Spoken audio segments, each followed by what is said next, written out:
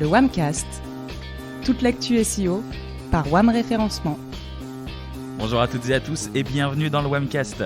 Pour ce 19e numéro, on va aborder l'important sujet de la compréhension du contenu par la machine. Il y a beaucoup de choses à dire et pour nous les dire justement à mes côtés, Sad, Data Scientist chez WAM. Salut Sad. Salut Kevin. Brice, chef de projet SEO et responsable du pôle SI. Salut Brice. Bonjour.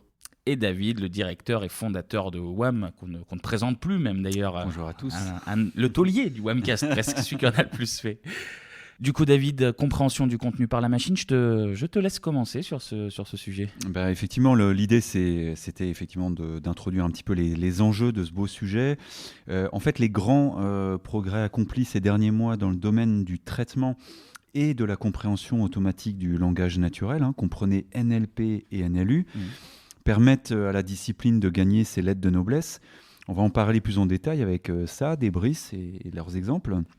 Mais clairement, 2021 est une année pivot pour la discipline qui permet désormais aux marketeurs d'ajouter ces techniques dans leur arsenal marketing et on verra les applications possibles. On va parler de compréhension de contenu par la machine, mais du coup, tout simplement, Brice, de quel contenu on parle ? Il faut faire la distinction entre les différents formats de contenu que l'on connaît tous finalement.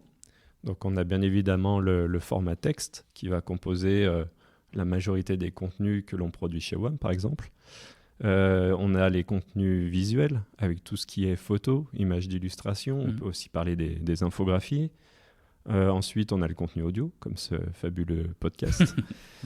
Et enfin, un mix du visuel et de l'audio avec la vidéo. Donc le sujet est très vaste, puisque finalement, à chaque typologie de contenu correspondent des besoins pour les entreprises et des solutions d'intelligence artificielle adaptées. J'ai une question, tu m'excuseras, une question un petit peu bête, mais... Quand on parle de machine, c'est qui ou c'est quoi en fait ? Il s'agit en fait de tous les appareils capables d'appliquer des algorithmes de machine learning, donc apprentissage automatique en français, pour un domaine d'application donné. Sans trop rentrer dans les détails sur le fonctionnement de ces algorithmes, ils permettent de découvrir des motifs récurrents dans un ensemble de données. Ça peut être des chiffres, des caractères, des mots, des images, etc. D'accord. Ensuite, tout ça est stocké et analysé de manière mathématique dans ce qu'on peut appeler un cerveau virtuel. On parle aussi de réseau de neurones.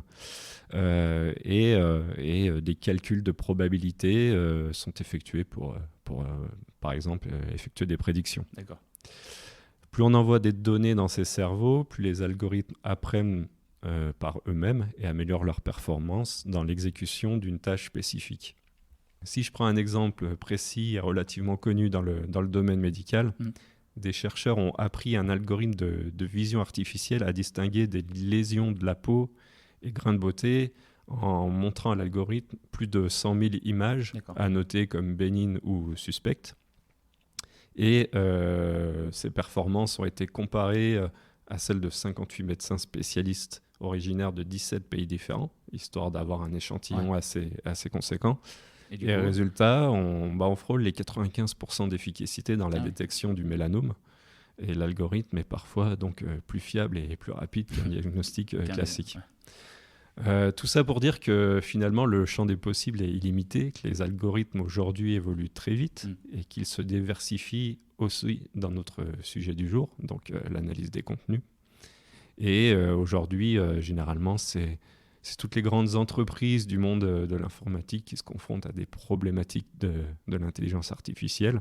Donc Google, Microsoft, Amazon, IBM, avec des grosses infrastructures derrière de serveurs et de bases de données. Tu nous as donné un exemple très intéressant là, au niveau médical.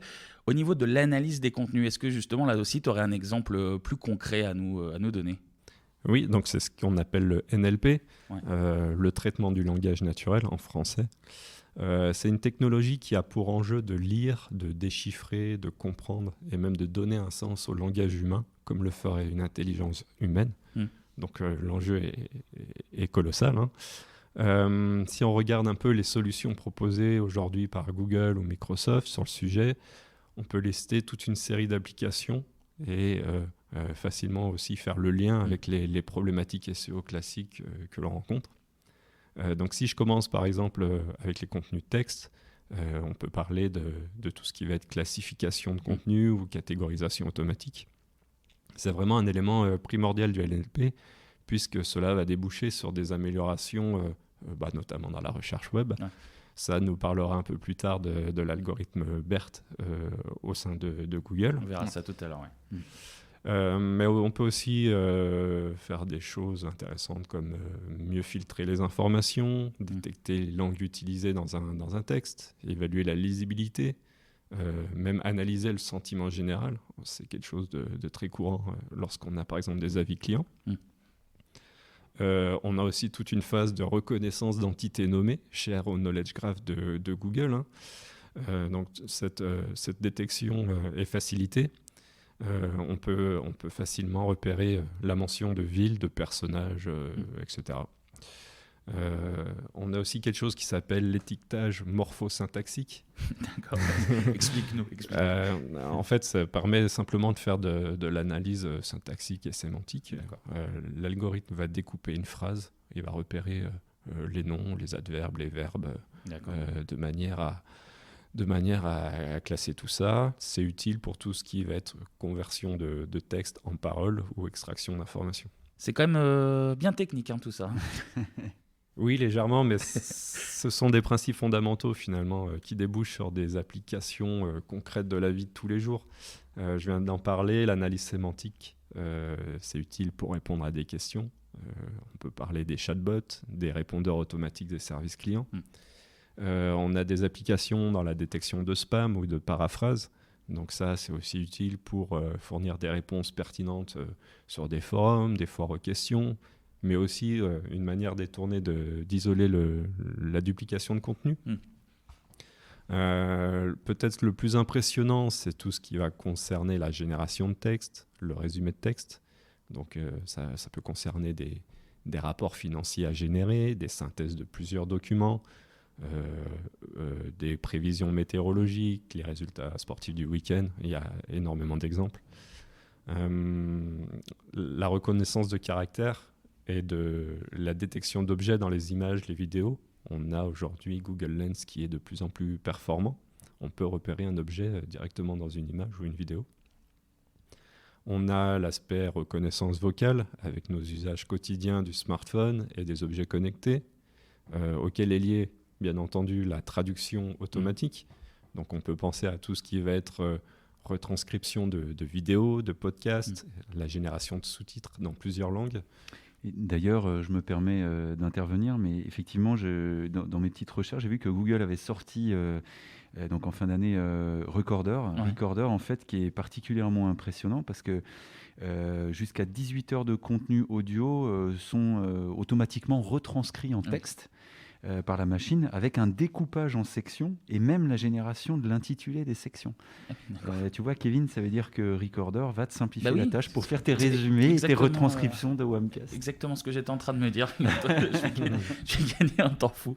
Je reste avec toi, David. Est-ce que tu peux nous parler un petit peu là, des enjeux marketing et puis business pour l'entreprise par rapport à tout ce que nous a expliqué, Brice ? Oui, bien sûr. Avec ces exemples d'applications concrètes que vient de nous donner Brice, on devine assez facilement les enjeux marketing et business pour l'entreprise. J'aimerais répondre par un cas client, c'est peut-être le plus concret pour tous ceux qui nous écoutent. Ouais. En fait, on a un client dans l'e-commerce, dans le secteur automobile, avec qui on travaillait en français, qui nous a demandé d'étendre notre travail de SEO et éditorial sur plusieurs langues, en 8 langues en l'occurrence. La clé de voûte du travail SEO pour cet e-commerçant, c'était d'abord éditorial, bien sûr, rédaction de contenu de catégorie, facettes, des contenus produits également. Et en fait, ça représentait des dizaines de milliers de références, mais fois 8 pays. 8, ouais. En plus, avec la traduction. Donc, on a fait un choix fort avec l'équipe. On s'est rapproché d'un partenaire et on a décidé de répondre avec une solution d'automatisation de production de contenu.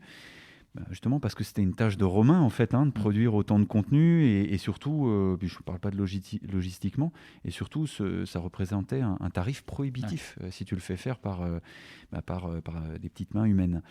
Donc je précise qu'on ne parle pas de spinning ici, mais bien de génération de contenu à partir d'un algorithme d'apprentissage. Donc un contenu parfaitement lisible, sans faute, avec le respect des règles syntaxiques, dans un contexte donné. Et du coup, comment on fait ça concrètement ? En gros, je te donne 6 étapes clés. En fait, on va les résumer comme ça. Tu as d'abord la collecte des données, données structurées. Alors là, c'est pas les données structurées du SEO. Je vous donne un exemple. Pour notre voiture, par exemple, ce sont des caractéristiques comme les couleurs, dimensions, motorisation, équipement, nanana. Analyse de ces données, rédaction d'un premier échantillon de contenu, on voit ce que ça donne. Éventuellement, on alimente encore en données structurées. À partir du premier contenu, on ajoute d'autres données et on pousse la logique plus loin pour des textes plus complets en réalité. Ensuite, on fait notre paramétrage du moteur de rédaction et puis on appuie sur le bouton et ça génère automatiquement des textes en fait. Et qu'est-ce que ça apporte alors du coup tout ça au niveau avantage ? Alors justement, les avantages, et ça je le mets en premier lieu, c'est déjà des contenus de qualité. J'insiste vraiment. Vous ne faites pas la différence avec l'humain. Pour ce genre de texte factuel, ça marche parfaitement. Il n'y a pas de sentiment, il n'y a pas d'opinion, donc c'est parfaitement adapté à la situation. Tu vois, comme Brice disait, la météo ou les résultats sportifs, c'est exactement ça. Des contenus qui sont uniques, qui sont personnalisés, multilingues. La traduction, elle ne représente absolument aucun obstacle, comme le disait Brice plus haut. Et en temps réel, tu fais ça en temps réel, en gros volume et dans un laps de temps en fait hyper court. Finalement, en quelques jours, tout est fini. Tu peux intégrer là aussi par le biais d'un import en masse. Donc ça se fait très rapidement et puis tu récoltes plus rapidement les fruits de ton travail. Et la finalité de ce travail, c'est un coût au lead qui est sans commune mesure en fait. Et nous, on avait poussé la logique pour notre client du ROI, jusqu'au ROI. Et voilà, donc le coût de production de ce type de contenu allait de 47 centimes à 3 €. En fait, si vous avez bien compris, on trouve notre intérêt dans ce cas de figure, dans l'échelle de contenu à produire. Mais en fait, on n'a pas obtenu le projet. Malgré tout ça, malgré cette démonstration de force, si j'ose dire. Pourtant, on était persuadés qu'on avait poussé la logique. Voilà. En fait, la raison, c'est que, pour cet exemple-là, c'est que la solution a été jugée hyper intéressante, mais trop risquée, parce qu'il y a peut-être un peu trop innovante. Trop innovante, oui. Comprenez, on est peut-être un peu sur la case d'avant, mais ça marche vraiment bien. Bon, écoutez, on va plutôt partir avec... Ça générer des doutes, des hésitations. Ils nous ont dit, on est frileux, on préfère la solution humaine pour assurer. Voilà, donc on a compris, il n'y a pas de problème. Mais voilà, pour ce type de contenu factuel, c'est vraiment au point. Et regardez les résultats des élections dans la presse, quand tu as les élections municipales. Ce n'est pas une armée de journalistes qui, pendant la nuit, vont donner les résultats de 36 000 communes. C'est simplement l'IA qui va le faire. C'est vrai. Et on ne voit pas la différence. Donc voilà, pour récapituler, le principal gain, c'est à l'évidence le gain de temps. Par voie de conséquence, le gain de productivité. Voilà, je ne plaisantais pas quand je disais que Recorder fait le boulot pour toi en faisant la retranscription textuelle du podcast. Et puis sinon, un exemple plus près de nous, qu'on utilise tous les jours. En fait, si tu utilises Gmail, en fait, il anticipe tes phrases, il les écrit, corrige les fautes. C'est de l'IA aussi. Et si tu as 50 mails par jour fois 250 jours travaillés, voilà. Tu peux gagner un peu de temps. Tu gagnes du temps. Il y a plein d'exemples comme ça. Mais l'accélération est vertigineuse. On partagera un lien parce que Google AI fait justement l'inventaire de toutes ces grandes avancées en 2020. C'est vertigineux, littéralement. On mettra le lien dans l'article qui accompagnera ce webcast. David Brice, vous avez évoqué l'algorithme BERT. Sad, je me tourne vers toi. Est-ce que tu peux déjà nous rappeler ce que c'est BERT ? Merci Kevin. En effet, BERT est un algorithme, mais pas n'importe lequel. Pour ceux qui ne le savent pas, BERT est un algorithme, un article académique publié pour la première fois en octobre 2018, mais surtout un framework de machine learning dédié au traitement de langage humain. Et c'est aussi une mise à jour lancée par Google en fin octobre 2019. Derrière ce nom se cache une vraie révolution technologique. BERT est l'abréviation de Bidirectional Encoder Representation from Transformers, qui est la traduction de représentation d'encodeurs bidirectionnels à partir des transformers. Et ici, on parle bien sûr de l'algorithme de NLP, à terme explicatif et sans perdre nos chers interlocuteurs. Le Transformer est une nouvelle architecture de réseau de neurones qui sert pour la compréhension du langage, qui permet d'interpréter une expression entière, contrairement aux algorithmes de l'ancienne génération qui examinent l'expression mot par mot. Et en fait, pour compléter ce point et peut-être pour l'illustrer, je me permets parce que moi, en fait, j'ai pas votre science. En fait, si une fenêtre contextuelle comporte 10 mots-clés et que le mot cible est en position 6 dans une fenêtre contextuelle coulissante de 10 mots, non seulement Berthe peut voir les mots 1 à 5 à gauche, mais également les mots 7 à 10 à droite, et en même temps, en utilisant ce qu'on appelle l'attention quadratique paire de mots. Et en fait, c'est un grand progrès parce que les modèles précédents étaient unidirectionnels, ce qui signifie qu'ils ne pouvaient voir que les mots de 1 à 5 à gauche, mais pas 7 à 10 à droite, jusqu'à ce qu'ils atteignent ces mots dans la fenêtre coulissante. Tout à fait, David, d'où le B dans Berthe pour dire bidirectionnel. Et ça, justement, est-ce que toi aussi, tu auras un exemple à nous donner, voilà, pour qu'on comprenne mieux tout ça? Oui, bien sûr. Pour mieux comprendre, rien de mieux que de prendre un simple exemple. Le mot avocat, par exemple, peut à la fois décrire un fruit et un professionnel de la justice. Ce sont donc les mots qui lui sont ajoutés qui vont indiquer à Google l'intention de l'utilisateur, c'est-à-dire ce qu'il cherche à accomplir en tapant une requête. Si l'on parle de type d'avocat, on parle plus de la profession. Si l'on parle de recette, on parle du fruit. Oui, plus du fruit du coup. Et en fait, Berthe, c'est pas propre à Google, c'est ça? Oui, c'est très intéressant d'aborder ça. Un point très important à ne pas négliger, c'est que Berthe n'est pas exclusivement utilisé par Google. En réalité, Google l'avait mis en open source, ce qui a permis à l'ensemble du domaine de la recherche du NLP d'améliorer la compréhension du langage naturel. D'ailleurs, de grandes entreprises de l'intelligence artificielle ont également construit leur version de Berthe. On prend par exemple Facebook avec Robert, Microsoft avec MTDNN, Multitask Natural Network. Il y a aussi une autre forme de BERT qui porte la dénomination de Vanilla BERT, qui permet d'avoir une couche de départ préformée pour les modèles NLP, ce qui permet d'avoir une amélioration continue de leur structure. Il est à mentionner aussi que Vanilla BERT a été préformé sur la base de données de Wikipédia. D'accord. Ça fait de BERT la meilleure méthode à utiliser pour les années à venir. Et plus concrètement, c'est quoi les problèmes que Berthe essaye de résoudre? Étant des êtres humains, il est facile pour nous de comprendre certaines choses que la machine ou le programme informatique ne peut pas. Oui, parce qu'en fait, l'humain a une représentation du monde par son éducation, sa culture et ses sentiments, mais une machine en est complètement dénuée en fait. Exactement. Et dans ce contexte, Berthe est arrivé pour plier cette faiblesse. D'abord, la quantité de l'ambiguïté des mots. Pour avoir une idée sur la quantité de mots sur le web, si on prend l'exemple de WhatsApp, à lui seul, il est capable de générer 30 millions de messages envoyés par minute en moyenne. Les requêtes recherchées sur Google s'élèvent à 4,8 millions par minute en moyenne. Je vous laisse donc imaginer le nombre de mails, de tweets, posts sur diverses plateformes de réseaux sociaux. Du coup, nous constatons une quantité énorme de données. Mais le nombre en soi n'est pas le problème pour ces machines, car en réalité, elles sont conçues pour le traitement des quantités astronomiques de données. Le vrai problème est de prendre en compte les différents synonymes d'un mot et surtout de traiter les mots ambigus et polysémiques, car un mot peut avoir plusieurs sens. Et c'est d'ailleurs un des grands problèmes du NLP résolu par Berthe, connu par la désambiguation du langage naturel ou Natural Language Disambiguation. Est-ce que tu peux nous expliquer du coup ce que c'est la désambiguisation, s'il te plaît? Tout simplement, la désambiguation lexicale consiste à assigner un sens parmi un inventaire de données à des mots d'une phrase. Plus simple que ça, c'est la suppression des ambiguïtés relève du niveau pragmatique de linguistique, puisque c'est la situation de communication qui permet la sélection du sens adapté. Pour ôter une ambiguïté, il faut chercher des informations supplémentaires autour du terme autrement dit son contexte. D'accord. En effet, la désambiguïsation informatique est un problème de NLP qui n'avait pas de vraie solution avant l'arrivée de BERT.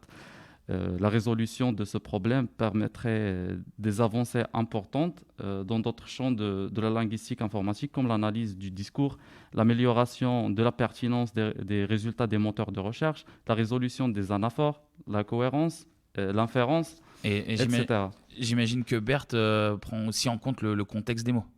Tout à fait. Comme vous le savez, un mot n'a un sens précis seulement s'il est dans un contexte spécifique. En effet, la signification d'un mot change littéralement au fur et à mesure qu'une phrase se développe. Je prends un exemple tout simple. Nous avons fait le travail. C'est un fait. En tant qu'humain, nous avons la faculté de vite savoir que les deux mots « fait » sont différents. Le premier désigne le verbe « faire », mais le deuxième, c'est un nom. BERT, en l'occurrence, c'est faire de l'analyse logique de phrases, c'est-à-dire déterminer si tel élément est un sujet, un verbe, un complément d'objet direct, etc. Mieux que les meilleurs modèles jusqu'à aujourd'hui, car il ajoute du contexte aux mots utilisés afin de les comprendre. Encore mieux, il traite bien les coréférences. Nous en parlons ici parce que c'est lié au mécanisme d'attention. Et c'est remarquable parce qu'aucun autre modèle que BERT ne donne de bonnes performances sur ce point. Et pour simplifier, la coréférence, en bref, c'est lorsqu'un élément en référence à un autre, mais de façon suffisamment ambiguë pour qu'il faille une compréhension fine de la phrase pour comprendre ce qu'il référence. Exemple aussi, je ne peux pas garer ma voiture sur cette place parce qu'elle est trop petite. Ici, le prénom personnel « elle » renvoie à la place de parking et pas à la voiture. Il faut une compréhension assez fine de la phrase pour le comprendre. Et BERT y arrive très bien. Et du coup, Sad, est-ce que Google a la capacité de comprendre les mots dans une requête de recherche aussi? Je vais répondre à ta question, mais d'abord, je dois expliquer la différence entre la compréhension du langage naturel, le NLU, et le NLR, qui est la reconnaissance du langage naturel. Généralement, un moteur de recherche peut reconnaître les mots saisis par ses utilisateurs, mais la question qu'on se pose est est-ce qu'il est capable de les comprendre selon le contexte? Pas forcément. Par contre, le NLU que BERT apporte permet à Google la compréhension des mots qu'il arrive à reconnaître. Et comment Google BERT fournit le contexte aux mots? On part toujours du constat qu'un seul mot n'a de signification sémantique que lorsqu'il est placé dans un contexte donné. BERT est alors utilisé pour assurer la cohésion du texte, c'est-à-dire maintenir une certaine cohérence dans le texte. Lorsqu'on parle de cohésion, il n'y a qu'un seul facteur qui donne un sens à un texte, c'est le lien grammatical. Une partie importante du contexte sémantique est le marquage part of speech tagging POS, c'est-à-dire voir si le mot est un article, une préposition, un verbe ou un nom, par exemple. Et qu'est-ce qu'on peut faire avec BERT alors? Les exemples de ce que ce fameux BERT peut faire sont divers et variés, mais on peut bien évidemment citer quelques-uns. En effet, BERT est excellent en matière de traduction. Ouais. Il peut même, une fois pré-entraîné pour traduire français-anglais, anglais-français, puis la traduction anglais-allemand, allemand-anglais, traduire du français vers l'allemand sans aucun entraînement. BERT est en mesure de comparer le sens de deux phrases pour voir s'ils sont équivalentes. Ce même BERT peut générer du texte spontanément en partant simplement du chaîne de caractères. Il est capable de décrire et catégoriser une image. BERT sait faire de l'analyse logique de phrases, c'est-à-dire déterminer si tel élément est un sujet, un verbe, un complément d'objet direct, etc. Mieux que les meilleurs modèles jusqu'ici. Est-ce que tu aurais un dernier exemple à nous donner? Oui, encore mieux que ça, BERT est un pro quand il s'agit de répondre efficacement à des questions dans le cadre d'un chatbot interactif, par exemple.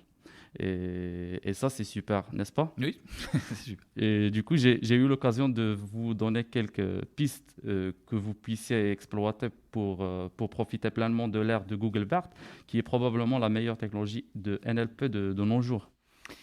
Ouais, en tout cas, c'est passionnant de t'écouter, Sad, et les explications sont super intéressantes et limpides pour le coup. C'est la première fois que ça va aussi loin. Je trouve que c'est vraiment excellent. Merci. Et en fait, à ce titre, dans mes recherches sur le sujet, Je le répète, moi, j'ai pas la science de ça, des Brice. J'ai mis la main sur un modèle dérivé de BERT qui propose une vraie rupture par rapport à ses prédécesseurs. En fait, il s'appelle DeepCity, pour Deep Contextualized Term Weighting. En fait, ça veut dire une pondération des termes contextualisés approfondis, le fameux contexte dont nous parle Sade. Et en fait, ces modèles comme BERT restent basés bien sûr sur la pondération des mots-clés et le modèle classique qui a fait le succès des moteurs avec la fréquence des termes ou TF-IDF. Mais ces modèles trouvent aussi leurs limites parce que justement, la fréquence d'un terme dans un texte n'indique pas nécessairement que ce terme est important ou central dans la signification du texte. Et c'est là que DeepCity, donc une émanation de BERT, intervient. DeepCity trouve les mots les plus centraux dans un texte, plus précisément dans les passages d'un texte, même s'ils ne sont mentionnés qu'une seule fois. Les mots non centraux, même s'ils sont fréquemment mentionnés dans le texte, sont supprimés. Un tel comportement est assez rare, justement, dans les anciennes approches de pondération des termes. En fait, DeepCity s'intéresse au rôle que jouent les mots dans un contexte donné. Voilà. Donc, notez que DeepCity est considéré comme une étape encourageante pour le passage de l'ère de la fréquence de termes à l'ère de la réelle signification des termes. Point intéressant également, DeepCity a été entraîné sur MS Marco. C'est une base de données immense de centaines de milliers de contenus, mais qui a cette particularité de ne pas être composé uniquement de textes de Wikipédia, entendez académiques, mais aussi avec beaucoup de contenus qui émanent de Reddit, par exemple, donc en langage naturel, ou de questions posées émanant de Bing. Voilà, MS Marco, c'est Microsoft. Mais c'est aussi open source. Ainsi, en utilisant des représentations contextuelles pour comprendre la signification d'un mot dans un contexte donné, la détection d'intention des utilisateurs est grandement améliorée. Donc en tant qu'utilisateur, des réponses encore plus précises finalement. C'est ça la promesse de ces émanations de BERT. Effectivement, David, c'est la promesse de ce changement qui n'est pas resté inaperçu auprès de la communauté SEO qui doit maîtriser le fonctionnement des moteurs de recherche pour optimiser leur stratégie de référencement. On a parlé de BERT parce que Google l'utilise. Est-ce qu'il y a d'autres modèles qui sont connus dans le domaine ? Brice. Oui, on peut évoquer rapidement les modèles développés par la start-up OpenAI à San Francisco. C'est des modèles qui proposent des résultats plutôt spectaculaires. C'est pour ça qu'on en parle beaucoup en ce moment. Il s'agit de GPT-3, qui est un gigantesque réseau de neurones et qui, à ce jour, un des meilleurs outils pour produire des lignes de texte qui semblent avoir été écrites par un humain. Il présente un énorme potentiel d'automatisation des tâches pour les entreprises, car GPT-3 peut répondre à n'importe quel type de questions et donc produire n'importe quel type de contenu. Comment ça marche ? On lui pose une question, il fournit directement une réponse de plusieurs phrases pertinentes qui tiennent compte du contexte des mots. Cela signifie aussi que GPT-3 peut en théorie être utilisé pour gérer une partie des services clients, des foires aux questions, des how-to, tout ce qu'on connaît habituellement SEO. Le programme il est actuellement en bêta privée et il est possible de s'inscrire sur une liste d'attente pour pouvoir utiliser l'interface. Il y a toutefois quelques inconvénients puisque GPT-3 est très gourmand en calcul. Ça veut dire qu'il est difficilement interrogeable en temps réel et avoir des temps de réponse acceptables. On a aussi un biais au niveau de la réponse, puisque même si le texte est plutôt spectaculaire, il peut vite déraper vers de l'absurde ou même accentuer certains préjugés ou voire tenir des propos sexistes ou racistes. Donc là, on voit que l'humain est toujours nécessaire en surcouche pour valider le contenu. Ouais, c'est vrai. Et dans le même style, plus récemment, ils ont sorti un modèle similaire, mais cette fois-ci lié à la génération d'images. Il s'appelle DALL-E. D'accord. C'est-à-dire qu'il est capable de générer une image à partir d'un texte. Par exemple, on pourrait très bien lui demander de nous fournir un visuel d'une voiture jaune et rouge à 3 roues. Avec sa base de connaissances, il pourrait nous fournir une liste d'images. Ou des montres molles, peut-être. Voilà, alors dans le futur, on peut imaginer le même type d'exemple avec la vidéo. Il existe déjà aujourd'hui plusieurs applications qui permettent de faire du deepfake, à savoir transposer son visage et ses paroles sur n'importe quel corps humain. Donc voilà, les algorithmes évoluent très vite sur le sujet. David, pour conclure, quel impact une meilleure compréhension du contenu peut avoir sur la SERP ? En fait, pour te répondre par l'exemple, je ne sais pas si vous avez remarqué ces dernières semaines, ces derniers mois, mais on a l'impression que Google cerne mieux ce qu'on recherche, ce qu'on demande lorsqu'on effectue une requête aussi générique que pizza ou maquillage. Avez-vous remarqué, par exemple, dans le même temps, que lorsqu'on pose une question très précise, cette fois, voire pointue, là encore, Google semble nous apporter la bonne réponse au bon moment et au bon format. Ouais. C'est la preuve, en fait, qu'un changement de fond est en train de s'opérer chez Google dans le cheminement qui mène à la résolution de notre problème. Il s'agit de l'abandon progressif du mot-clé au profit de l'intention de recherche. Et ça, c'est possible avec tout ce qu'on vient de voir, et BERT en particulier. En réalité, c'est la façon même de naviguer entre les différents résultats qui est profondément bousculée. À partir d'une requête, par exemple aussi générique que meringue, Google parvient à vous proposer un panachage de contenu mais structuré pour mieux vous amener à rencontrer la réponse que vous cherchez selon un contexte donné. On peut accéder à une série de liens avec encre. Par exemple, toujours avec meringue, tu as Overview, tu as la recette, les vidéos, les types de meringue, etc., dont l'objectif est de vous amener au bon endroit de la page de résultats, en fait.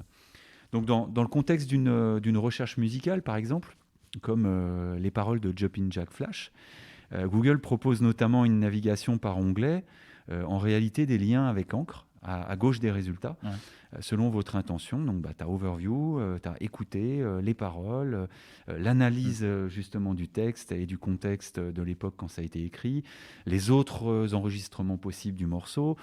Bref, il a tout structuré déjà, en fait, par une meilleure compréhension du contenu d'un côté et de la demande de l'autre. Ouais. Et si d'aventure ces résultats classés ne vous convenaient pas, en dessous, tu as encore un carrousel illustré de People Also Search For, qui est présent en dernier lieu en filet. Et dans le cas où ces suggestions resteraient encore trop génériques, Google propose cette fois une liste de questions précises avec snippets, donc des People Also Ask cette fois, des échantillons de contenu sources répondant à des questions associées à ce sujet. Et en fait, ces exemples ont fleuri ces dernières semaines, en particulier sur mobile. Et puis on a vu également fleurir d'autres types d'organisation de l'information par verticale, dans le domaine scolaire, etc. Certaines sont déjà en place, d'autres sont encore en test, mais toutes vont dans le même sens d'une navigation assistée entre les résultats de Google, c'est-à-dire sans recours aux mots-clés.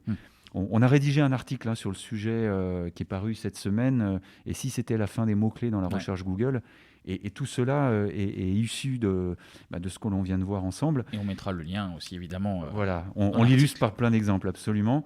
On pourrait aller évidemment plus loin. On en parlait avec Saad en préparant cet épisode. Il faudrait un prochain rendez-vous podcast pour vous restituer en fait même les résultats de nos recherches sur l'utilisation de BERT pour la génération de contenu. Ouais. Parce que l'étape d'après, c'est utiliser tout ça et voir ce qu'on peut faire avec. Donc voilà, rendez-vous est pris. Le rendez-vous est pris. On note. Ça sera un prochain numéro. En attendant, chez WAM, du coup, ça se passe comment, par exemple ? Alors, on a pris un virage clair en 2020. C'est celui de l'automatisation de micro-tâches. Alors, pas nécessairement que dans le NLP, mais là, on parle d'IA globalement. En fait, effectivement, on automatise de micro-tâches, avec ça, des brises, pour certaines étapes clés du projet SEO. On peut citer un peu en vrac le benchmark SEO, la cartographie des intentions de recherche, l'audit technique, par exemple.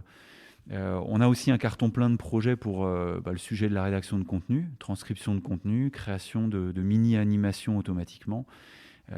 Brice l'évoquait, à partir d'une page web.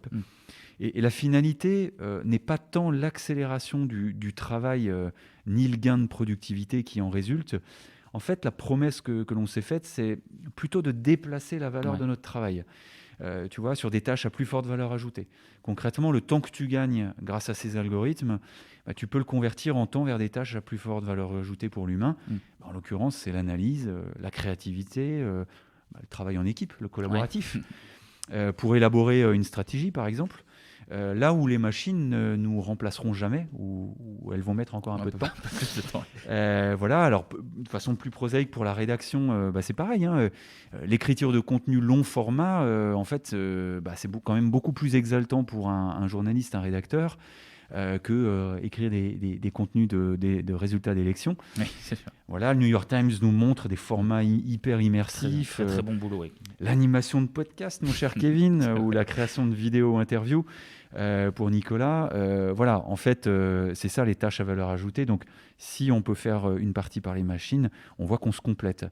Et d'abord, voilà, c'est plus exaltant pour les intéressés. Ça redonne du sens à ton travail aussi. Et avec un regard comptable aussi, on dégage plus de marge avec un travail que l'on peut mieux valoriser.